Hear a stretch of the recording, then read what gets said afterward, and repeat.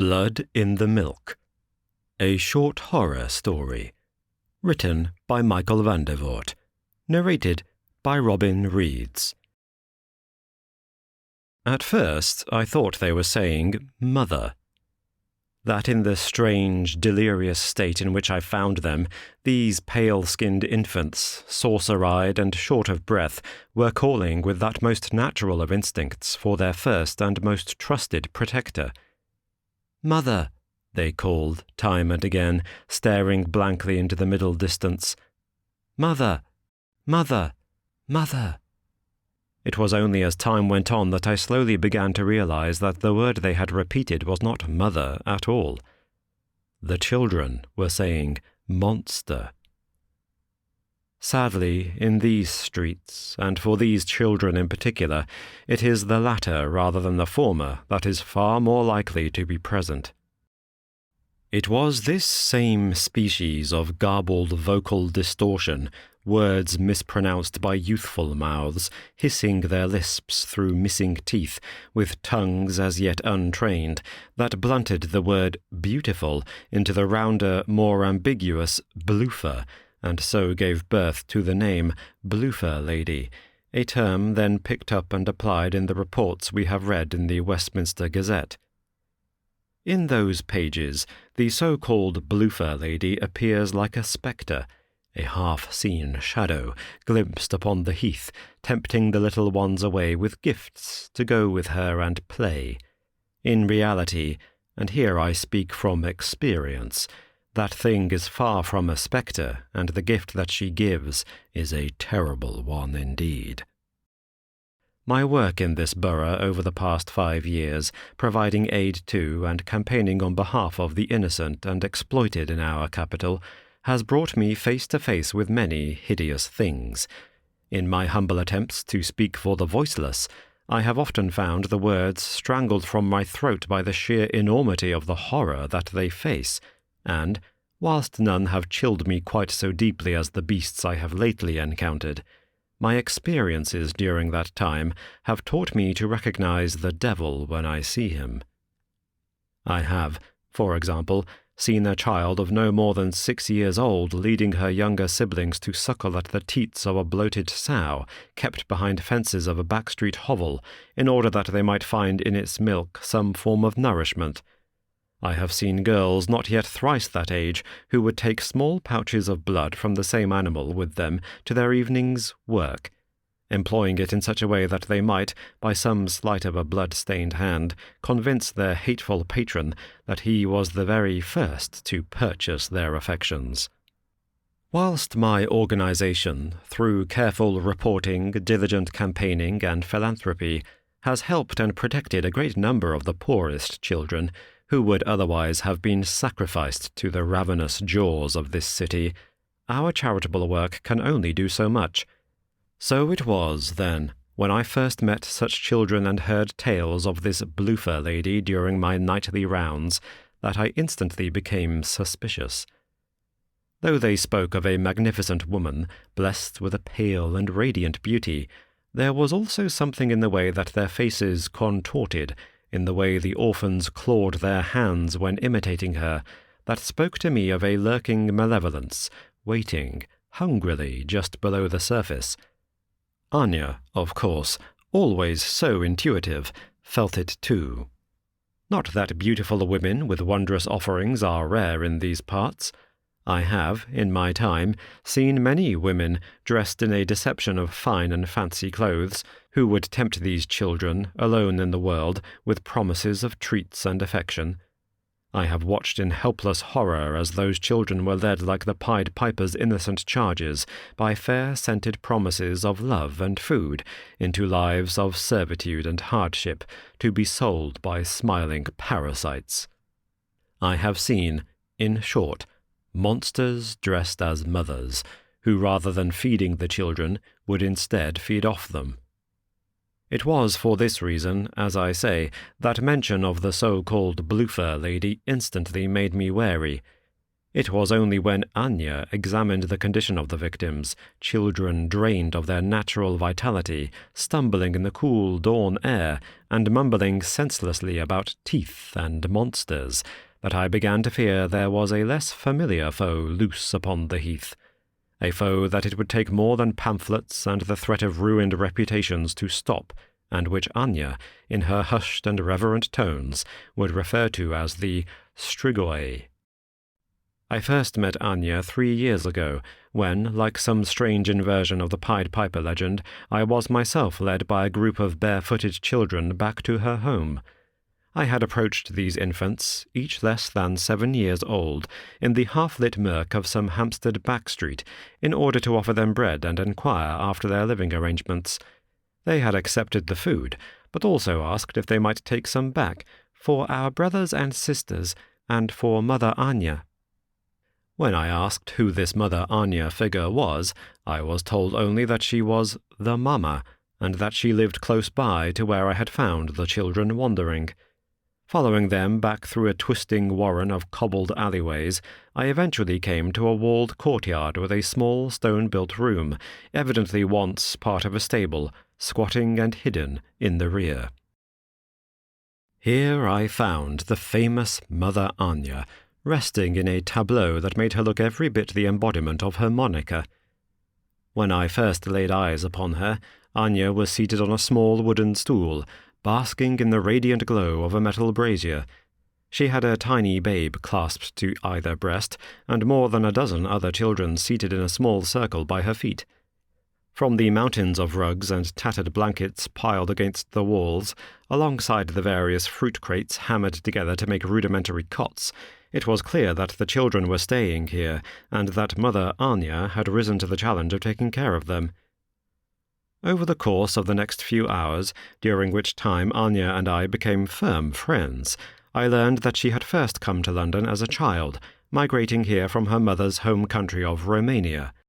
Her father, she said, was Albanian, and had worked for many years in the city as a farrier, whilst her mother had been a poor but well-respected seamstress and tailor. Anya, meanwhile, had been living alone with this ever-expanding group of destitute children for several years, during which time she had fed them either with the milk of her own breast, or with what little money she had made for her work both as a seamstress and wet nurse for a small handful of wealthier families. From the first moment she saw the children who had returned in the morning from Heath, it was clear that in her journey from the east she had carried the superstitions of her homeland with her. We had been sitting with a number of the other children by the fire, and had just finished serving portions of a thin porridge to the dozen or so hungry mouths that occupied the space, when the 2 tots, repeating that word which I mistook for mother, suddenly materialized like apparitions in the doorway. Seeing them staggering limply toward her as if their bones were made of liquid, Anya jumped to her feet and crossed herself multiple times, before commanding the other children, with a forceful sweep of one arm, to retreat back into the corner and away from these parlour-touched prodigals. The force of her reaction was as if the children had been touched with leprosy or some other virulent contagion. Taking one child's chin in the cup of her hand, she turned the head hither and thither, examining the neck and throat. Then she pointed, with a shaking of the head, to the 2 small puncture marks that had appeared on the neck. To my untrained eye, these wounds looked to be more likely injuries from a scrape than the symptoms of any malady that the children might spread to the others, but Anya was insistent that these children remain separated, and again shooed them back into the corner. To my dismay, she gripped the visitors, a young girl of perhaps 6 years and a boy no more than 5, forcefully by the upper arms, and bundled them into a small wooden shack adjacent to the place where the others slept. Having thrown a blanket and some bread after them, Anya then disappeared in the other room for a moment before returning with 2 large bunches of deep green holly, with which she proceeded to caress and sweep the frame of the door, before closing it firmly and placing the entire bundle of leaves before it. Shocked and not a little bewildered by what I had seen, I felt it my duty to protest. I stepped forward forcefully with the intention of warning Anya that she could not simply leave the children bound up in that hovel for the remainder of the day.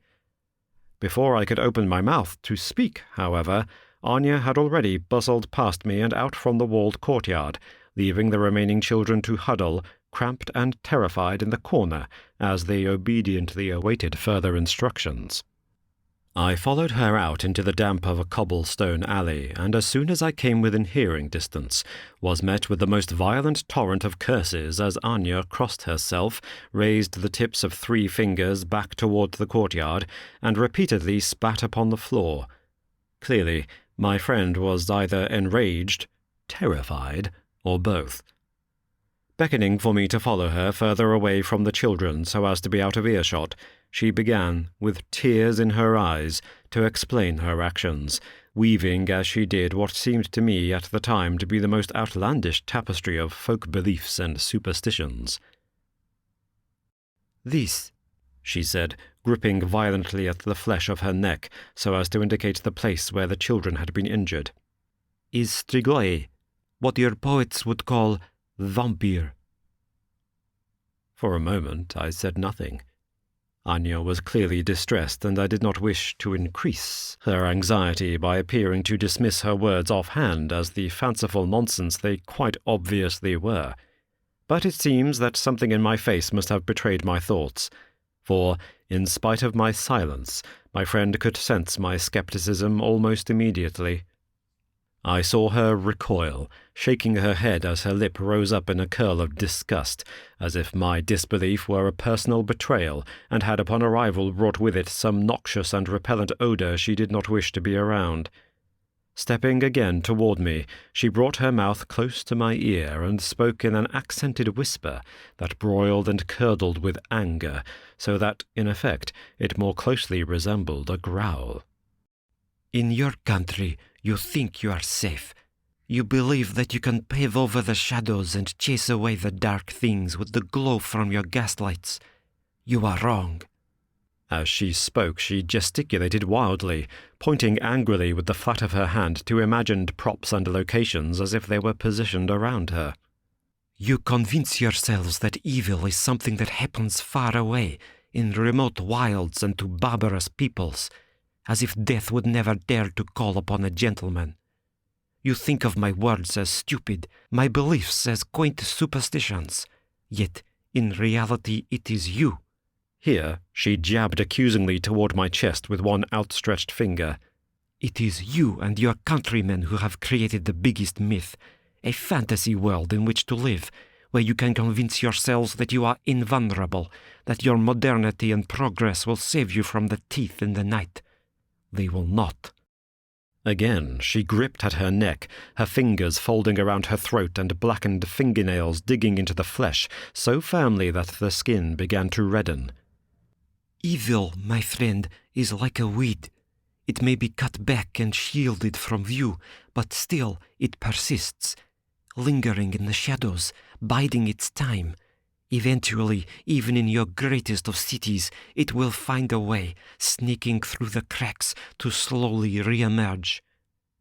Stepping away, she turned her back to me and took a long, labored breath. When next she spoke, her voice, though it remained low, was gentler and less sharpened with anger. "You are a good woman, my friend. You have shown me and my children much kindness over the years. And so, I hope, in spite of your ignorance, that you will agree to help us now, when we are truly most in need." I told her without a moment's hesitation that I would offer any help I could, and, with a nod, she turned back to face me, her own face now wet with tears. "In the old country, the shepherds would guard each night against the threat from bears and wolves. Both are dangerous, but for me, the wolves were always worse. For whilst the bear will kill its prey outright and devour it immediately, the wolf, like man, is blessed with foresight. Often, when a lone wolf would take a goat or a lamb, you would hear it, still bleating and screeching out from the forest more than a day later. The wolf thinks of tomorrow. On the first night, it would devour the hind parts whilst the living animal screamed, but it would not finish the meal. Instead, it would leave some portion, saving and preserving it, for another day. In the same way that a dog might bury a bone, like a piece of treasure, to be retrieved at a later date, so a wolf would drag the tattered remnants of a still living animal to some private corner among the pines to be stashed away for later. I remember often standing by the door of our house at dusk, watching as the light faded and the outlines of individual trees began to bleed together into a single shrouding mass. I would stand there in the pristine chill of the winter's night and listen, not to the call of wolves, but to the anguished cries of half-eaten prey.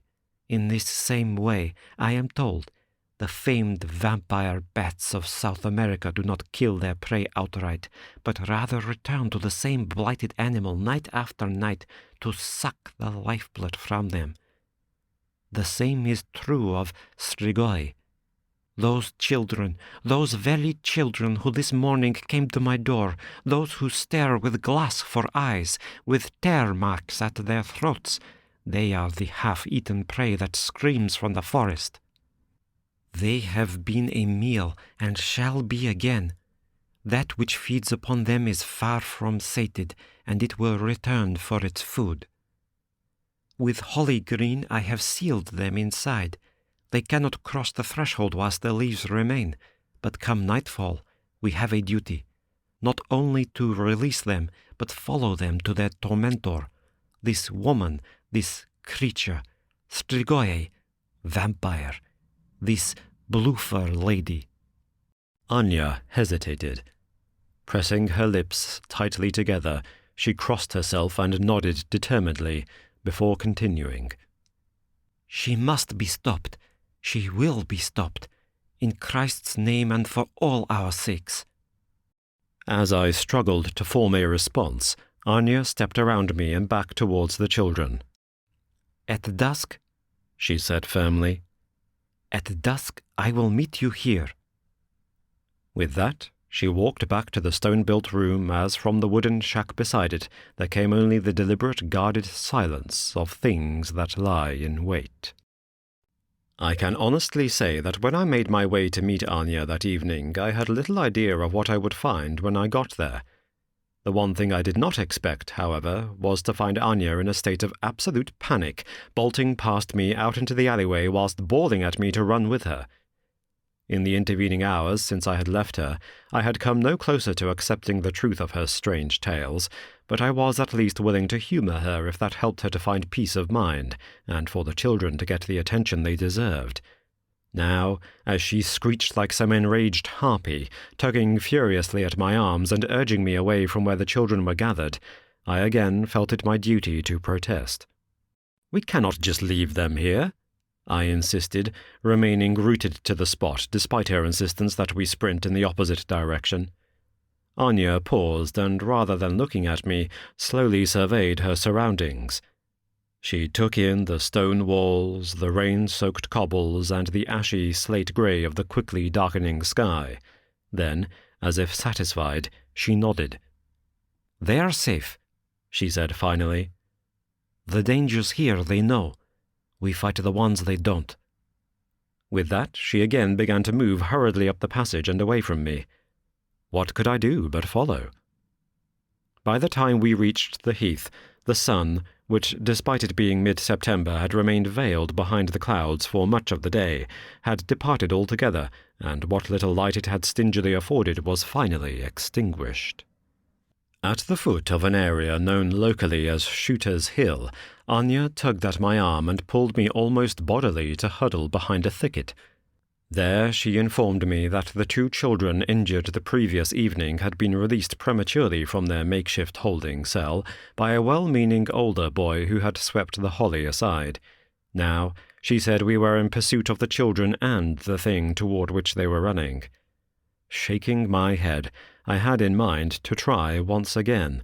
To try, though it might be in vain, to persuade Anya that the best way she could help the children was to return to where they were now staying, no doubt hungry and not a little frightened at having been abandoned. Before I could say even a word, however, my attention was caught by the suggestion of some movement, glimpsed just for a second from the corner of my eye. By this point Anya, like the heath around her, had fallen silent. The last of the birds had taken their roosts, and the empty stretch of heath had fallen into a glassy, aching stillness. No walkers out for an evening stroll moved upon the turf, no children kicked and disturbed the grass. Yet there was something, a swift, darting flash of white, like the flap of a sail or the tip of some flag, glimpsed for just an instant. Anya had seen it too. I stared again at the open expanse of heath, to the space where I believed I had seen the shape, and saw only the empty fields stretching out beneath a blackened sky.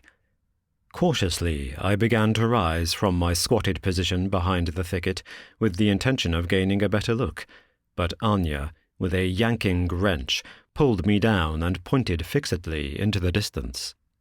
At that moment, I believed that what I saw was a woman. That the shape before me, a shape which I would swear had not been there but a moment ago, was that of a young girl. Now, of course, I was far from sure, for whilst at first glance the strange figure appeared to be an attractive and shapely young female, made up in garments of an almost incandescent white, there was, even then, even in the very sweetness of that vision, something more sinister lurking below. It is difficult to explain the conflict in this feeling, for whilst the vision was undeniably beautiful, almost, you might say, alluring, there remained within it some tiny sense of an invisible stain, of corruption and rot. It were as if, whilst sifting through layers of the purest white snow, one were to suddenly uncover, below its quilt, the long-concealed carcass of an animal, the rank putridity of its decaying meat, studded with the plump but frozen bodies of maggots, iced into solidity even as they chewed. The face, too, was a subterfuge. Like the painted face of a china doll, it held upon the skin just enough hint and blush of subtle hues to suggest some vitality in the cheeks, and yet beneath there was the cold porcelain rigidity of flesh hardened by rigour to the solidity of bone. This was no living person, but neither was it a ghost. It was, to quote those who had been touched by its icy hands, a monster. Had that been all, the only thing I had seen that night, then it would have undoubtedly have been enough for me to swear off ever returning to the heath after dark. As it was, my suspicions were to be further confirmed and the truth of Anya's words proven in graphic detail. Suddenly, as if from nowhere, the two children who had stumbled to Anya's door that morning stepped out from behind a tangle of bushes with a renewed energy and all the playful innocence of youth. Seeing the thing in white, they moved with outstretched arms towards it, as if returning to their long-lost mother, begging to feel the warmth and comfort of her loving embrace. The thing in white, meanwhile, cooed and doted. "Come to me, my little ones," it hissed in a voice that seemed to writhe and slither out from the throat without even the slightest breath behind it. "Come to play with Lucy. I can be mother now, my sweet ones. I can be mother forever. Would you like that? Come to me, my darlings. Let Mummy give you kisses." I watched on, frozen to the spot, as an expression that I can only describe as looking like a bad painting of a smile contorted the lips. It was not a benevolent smile, and, for a moment, it seemed that the little girl recognized this. Stepping cautiously back, she groped for her brother's arm as the smile, too wide and too high, as if the muscles had forgotten how to form one, continued to spread, showing with every moment more and more teeth. Teeth which, as the smile grew, seemed to jut forward and protrude. At first I thought this an illusion, perhaps an effect caused by the lack of light, but it was not. For as the lips continued to peel back, rising over the gums the way an aggressive dog's might before it bites, I watched in horror as the thing's face, that pretty visage that may once have rivaled the child's for its glow of innocence, began to stretch and warp. As the thing hunched down towards the children, still whispering its hideous syllables, the bones of the jaw popped and cracked. As the thing's hand fastened onto the boy and the girl began at once to scream, the skin of the forehead, like wax melting before a flame, slid like a thick liquid down the face.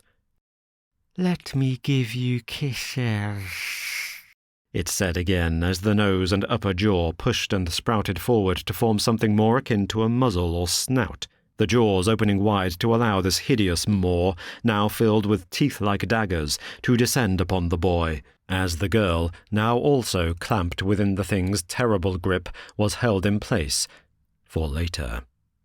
All at once there was another flash, this time of colour and fabric, as Anya rose to her feet and bounded toward the trio. I am ashamed to admit that, in my terror, I actually reached forward in an attempt to stop her, to obstruct her and persuade her not to go forward and challenge this thing that was more beast than man. But challenge it she did. As she raced boldly toward them, I could only watch as the thing, now curled into a hideous crouch, like an animal shielding its catch, raised its head to look at her, revealing as it did eyes that glowed as red as polished rubies. Without a moment's hesitation, Anya pulled from her skirt a small flagon, such as spirits are served in, and, pulling out the cork with her teeth, threw the entire contents so that they splashed with a ferocious hiss onto the head and upper back of the thing. The sound the vampire made, for why should I any longer deny what that creature truly was, will stay with me until my dying day. With an awful, mewling howl, the thing released the children, shrinking back in the way one sees a slug shrivel and dissolve when touched with salt. Falling to all fours in a way that no longer looked like hands and knees, but as if it had been four-legged all along, the creature retreated toward the tree line, and in less than a second had vanished. Without saying a word, Anya gripped the two children by the wrists and hurriedly began to climb down the hill and back toward her home. Once she had returned to her room and seen to relighting the fire, Anya nursed several of the infants and fed the older ones with bread and cow's milk. For a long time, neither of us spoke about what we had seen upon the heath or about what Anya had done. When I finally did work up the courage to ask, my questions seemed mundane and obvious, whilst the things I should have asked in that moment simply escaped me. When I asked what she had thrown at the creature, she simply gave a list of plants, herbs, and berries, telling me that she had previously boiled them in holy water to make an elixir. "This will not kill the beast unless it eats it, but it will deter it, for now." Amongst the botanicals listed, I remember only that she mentioned juniper, holly, garlic, monkshood, and nightshade. The last two I remember specifically, because I recognize them as also being potent poisons for humans. What I should have asked was where she acquired these substances and how she knew that they should be effective against this creature. My reading since has shown me that these herbs, in addition to others, are traditionally used in Romania for combating the so-called strigoi and vampires. I should have asked, but I didn't.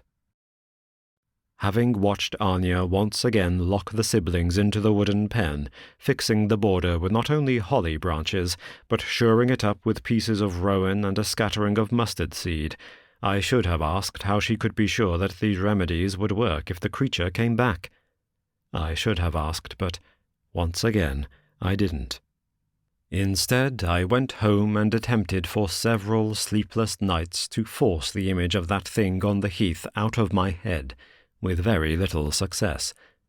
By the time exhaustion finally allowed me to fall asleep, Anya was already dead. I first learned about the death of my friend and that of the two small children in her care from a lurid report in the Westminster Gazette, a report which I must say was so sensational in its tone and so positively ghoulish in its dwelling upon every horrific detail that it might have been better suited to one of those awful penny dreadful pamphlets rather than a supposedly serious newspaper. In being so artlessly crass, however, the article did provide at least some insight into Anya's final moments. Having described her simply as a Romanian immigrant, and the perished siblings as her children, despite them having no blood relation, the article went on to describe the scene of her demise and precisely how she had been found. According to this account, Anya was discovered seated in a position almost identical to the one in which I first saw her, squatted on a stool, with a child at either breast. In this case, however, neither Anya nor the children she suckled were still alive. It was concluded by the authorities that Anya had died as a result of self-inflicted poisoning, having voluntarily ingested some noxious concoction that included several very powerful toxins. I, of course, had a fair idea precisely which toxins were likely to have appeared on that list. Stranger still, and outlined with regrettable gusto by the reporters, was the fact that both children had also died as a result of poisoning, though, as the reporter made clear, the pair had not simply shared the concoction with Anya, but had rather ingested large amounts of the toxins through a very unusual means. For though Anya had clasped the children to her breast, it was not from the nipple that she had allowed them to feed. The pair had instead succumbed after imbibing large quantities of their mother's infected blood. In the weeks since Anya's passing, there have been no further reports of the Bloofer Lady, and I am hopeful that it shall remain that way. As for the rest of the children that had been staying with Anya, I have so far received no word as to their whereabouts. I can only pray that having been saved from one kind of monster, they shall in the future be safe from those others, against whom garlic and holy water will offer little or no protection. This has been Blood in the Milk, a short horror story. Written by Michael Vandervoort. Narrated by Robin Reads. Copyright 2023 by Michael Vandervoort. Production copyright by Michael Vandervoort.